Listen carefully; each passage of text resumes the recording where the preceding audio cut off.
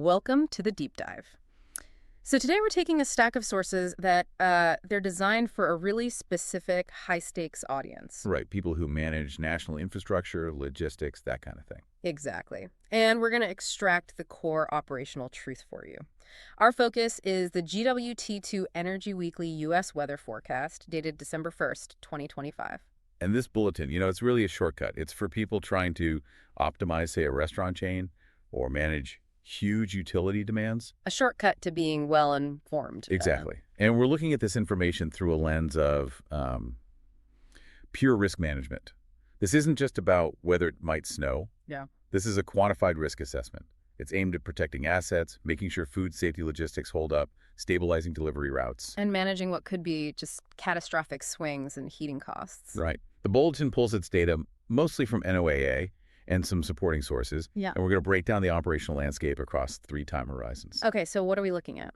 The immediate 7-day, the tactical 14-day, and then the more strategic 21-day forecast. And our mission here is to find the one single dominant weather pattern that's going to define these first 3 weeks of December.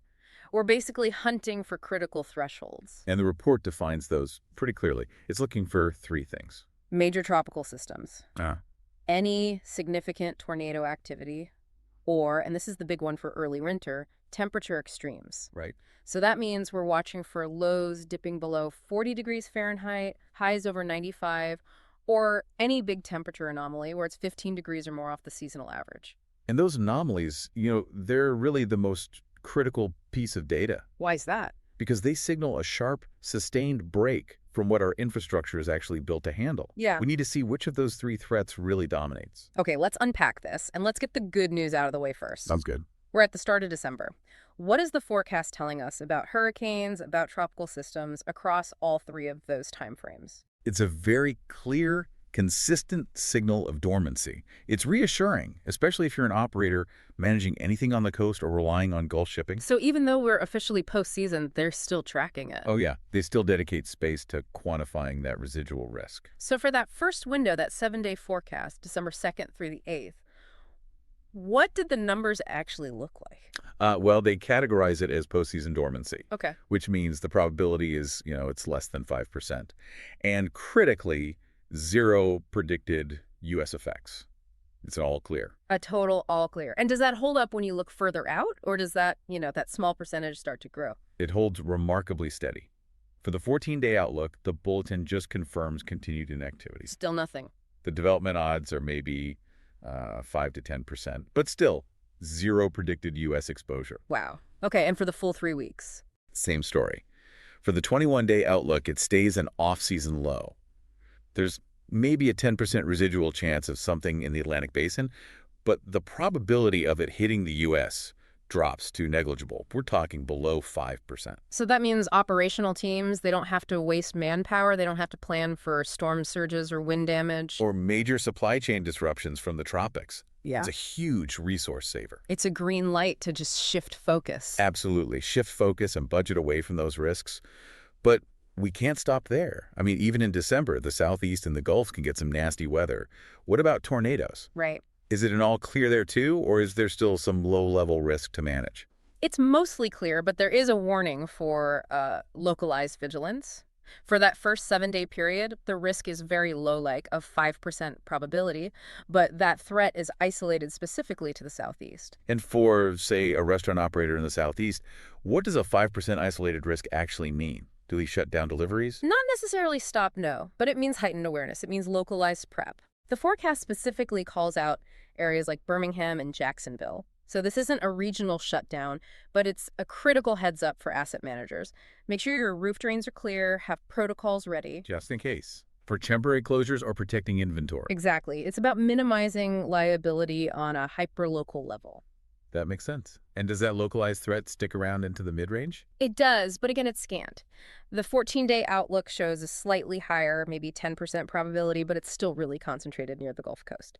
They specifically mention Houston and Mobile. In the 21-day. By the time you get to the 21-day forecast, the risk is scattered still in the Southeast, and it peaks at maybe 10 to 15%. So what we've just done here is establish a really foundational piece of strategic info. Yeah. The risks from water and wind, They're minimal, they're localized, they're manageable. And that tells us exactly where the operational stress must be concentrated. It's a very clean directive. Ignore the coast, look inland, ignore the wind, focus entirely on temperature dynamics, specifically the cold. And here's where the story really gets going. It really is. We already set that extreme cold threshold. Lows below 40 degrees or anomalies of 15 degrees below normal. The report quickly confirms, as you'd expect in December, no highs above 95 anywhere. So the operational problem is exclusively cold, and the forecast for that cold is, well, it's intense, it's widespread, and it's sustained. Okay, let's start with that immediate 7-day deep dive, December 2nd to the 8th. What defines that first week for the north and central regions? That first week is just dominated by widespread lows below 40 degrees. The likelihood is high as 70% probability. And that 40-degree mark, that's a key number for a business, isn't it? It's often the hidden trigger point. Below 40, delivery vehicle performance drops, employee safety outside becomes a bigger issue, and you start hitting municipal codes about exposed water pipes and freeze risk. The 30 degrees is where maintenance stops being optional and starts being urgent. But you said the real headline isn't just the temperature itself. No. It's the severity of the anomaly, the deviation. Exactly. The anomaly tells you how stressed your systems will be compared to what's normal. I mean, if you're set up for a low of 35 degrees, but the forecast is 10, you've got a massive gap. A huge gap. And the report is detailing anomalies predicted to be between minus 15 and minus 20 degrees below normal in those north and central regions. Minus 20 degrees below normal. That's a massive deviation. Yeah. What does that kind of deep, sharp drop actually mean for a company with hundreds of locations in those areas? It means emergency utility spending and catastrophic infrastructure risk. We're talking Chicago, we're talking Denver. Wow. In a place like Chicago, a minus 20-degree anomaly means a much higher chance of frozen water mains. And that can force stores to close for days, not hours. So for energy managers. For them, this confirms that just doing routine furnace checks isn't enough. They should have already been making proactive system adjustments back in November, preparing for this huge jump in BTU demand and the surge pricing that comes with it.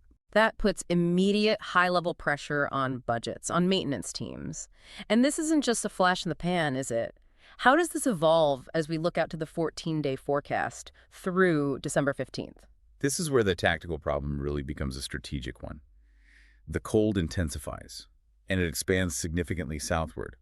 The overall probability dips a little to 60%, but the geographic scope just broadens dramatically. So it's not just a problem for the deep north anymore. Not at all. So where is this unexpected cold hitting, and what does that mean for places that aren't really prepared for it? This is critical. The geographical expansion is confirmed, and the severe anomalies are holding. Atlanta is specifically mentioned. Atlanta with predicted minus 15-degree anomalies below normal.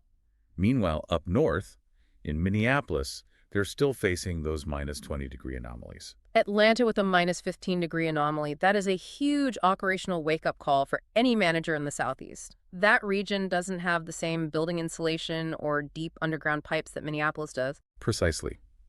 Infrastructure in Atlanta is optimized to get rid of heat, not survive an Arctic blast. An unexpected, sustained deviation of minus 15 means you are pushing systems and materials way outside their design parameters. And it's not just heating, is it? No, it impacts food safety logistics too. How do you keep your product at the right temperature when your receiving docks are dealing with unprecedented colds?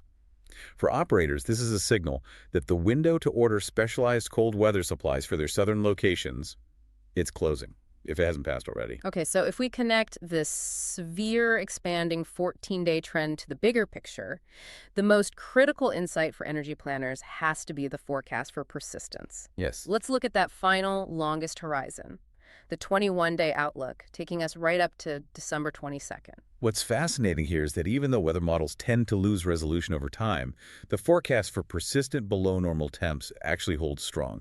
It's maintaining a 60 to 70% likelihood. So this isn't just a quick cold front passing through. No, this is confirmation of a sustained Arctic outflow scenario just anchoring itself over the U.S. And how widespread is that sub-40-degree temperature expected to be during that whole period? The report says lows below 40 degrees are expected nationwide. Nationwide. Nationwide for the whole 21-day period, with the only exceptions being some occasional mild breaks way out in the far west. And on top of that, the anomaly data actually peaks in this period. It gets worse. It does.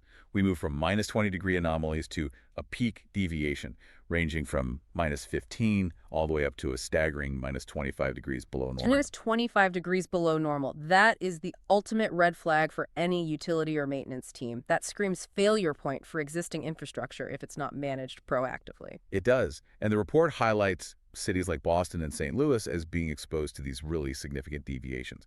The fact that the cold is nationwide minus the West means this is an unprecedented early December challenge. It needs centralized coordination, not just localized responses.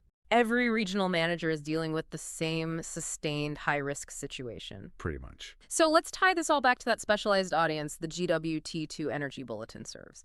You have 3 weeks of consistent tropical dormancy, minimal and isolated tornado risk, but widespread, deep, and persistent below-normal temperatures, all driven by these Arctic outflows. The conclusion for operations and energy managers is it's inescapable. It requires immediate action. The bulletin provides a very direct mandate. The overriding concern is forecasting and offsetting the surging heating needs from this Arctic persistence. This is the difference between a small hit to your profit margins. And a major multi-million-dollar utility budget failure, yes. So how does a business act on a minus 25-degree anomaly forecast? It's not just turning up the thermostat, right? Oh, absolutely not. It means adjusting the utility budget to account for what could be 150% spikes in natural gas consumption in some areas. It means moving up the deadline for your HVAC maintenance checks from late December to the first week of the month. It's about protecting the infrastructure itself. It's exactly. Making sure all vulnerable external systems are insulated or drained to minimize the risk of a burst pipe that could shut a location down for days. Yeah. It tells you exactly where to put your emergency capital and where the true risk to your operations lies. So, to summarize this entire operational deep dive, December 2025 kicks off with consistent tropical dormancy and minimal tornado risk, but a high probability of widespread, deep, and persistent below normal temperatures, which will dramatically increase heating needs and operational strain across most of the U.S. It's a really unusual situation. You have risk elimination in the south and massive risk intensification in the north and central regions, all centered on one thing. Temperature. It is. And, before we close out, the original bulletin has this critical procedural reminder. It explicitly states that it draws from public sources like NOAA for informational purposes, but it advises constantly checking NOAA, the National Weather Service, or the Storm Prediction Center for immediate real-time notifications. Right. And this raises an important question for you, the listener, the person who has to rely on these models. When is that critical threshold reached? When does a general probabilistic forecast, like this one, that predicts a 70% chance of a minus 20-degree anomaly, when does that have to immediately yield to a specific, real-time, official warning from the NWS? Especially when you're making crucial, irreversible decisions about deploying resources or adjusting expensive energy tools. That gap between the strategic plan and the tactical execution, that's the whole challenge of risk management, isn't it? Something for you to mull over or explore on your own. Thank you for joining us for this deep dive into the December operational landscape.